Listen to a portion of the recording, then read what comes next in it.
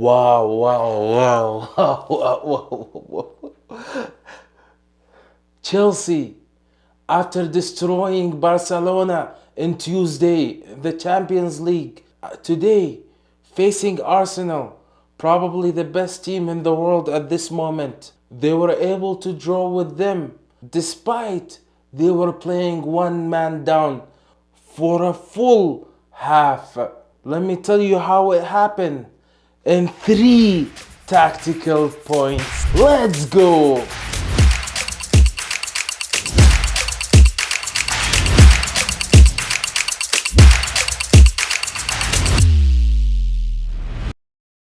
Before getting to the first point, I want to get to something I noticed since the beginning of the game, that both teams try to implement a high press, especially Chelsea. In minute 13:50 and in minute 22, we could see that they applied pressure that forced Arsenal to abandon short build-up and start relying on the long passes after being suffocated to execute with the ball. And Arsenal try to do the same thing as well. As we could see in minute 13:21, they successfully forced turnovers and poor distribution, notably leading a turnover at minute 32:06, demonstrating the efficiency of applying pressure up high. This period of high tempo pressing set the foundation for the tactical drama follow.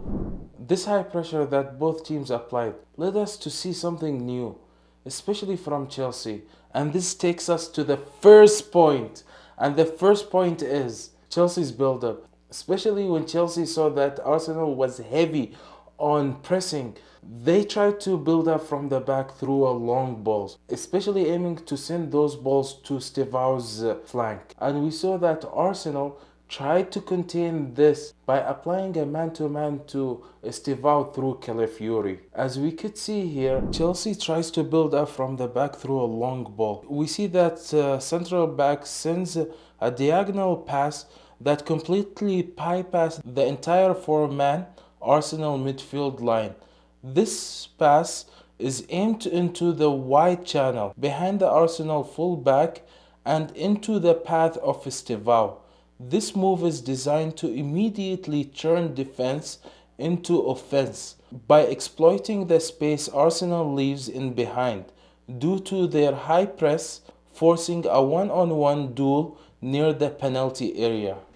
We've seen this situation has been repeated a couple of times. This strategy was mainly used by Chelsea to exploit the spaces, and Maresca was quite smart utilizing the long balls, especially that Arsenal high press was very effective and it was, honestly speaking, and it was very aggressive.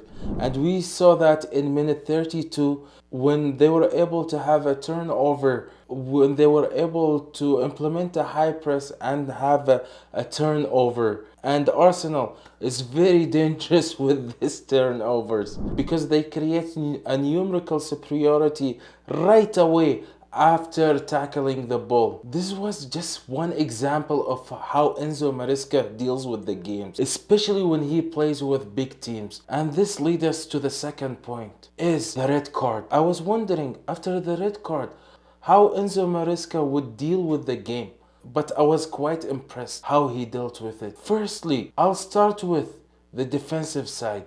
So he implements mid-press with 4-4-1, and when he's playing in his third, and he switches it to 5-3-1. As we could see here, that Pedro Neto drops in between Cucurella and Chalobah. He would actually support Cucurella against Saka. And the primary objective of this transition is to close the central channels, as we could see here, and there is no 10 yards gaps between the players, so they made Arsenal to struggle and distribute the ball wide.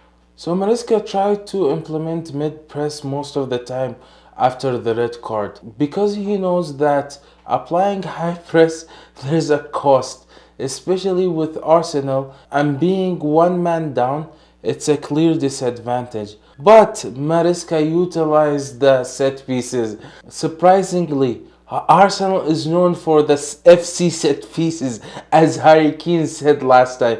But this time, Chelsea utilized the set piece to score their first goal. Chalobah was able to score from a corner at minute 47. This demonstrated excellent discipline and the ability to capitalize on dead ball situation. Despite the numerical disadvantage, Chelsea maintained focus on set pieces even when Arsenal had them. Now I want to take a moment before going to the third point. If you haven't subscribed yet and you're enjoying our content and you feel that we're bringing some values, please do so. That would help us a lot to grow. And the other thing I want to mention is, as well, don't forget to give us the like button. You're not gonna lose anything, but that would help us a lot. And thank you so much. So let's get to the third point. The third point is, I want to talk about Arsenal a bit, especially their struggle against central density that was created by Chelsea. Despite the man advantage that Arsenal had, but it was difficult for them to break down Chelsea's five-man central defense, and were repeatedly channeled into less effective attacking zones. Beside the assist, Saka was very limited because he was marked man-to-man with Kokoria. So Arteta didn't have any other solution to break down the compact defensive line that Chelsea played with.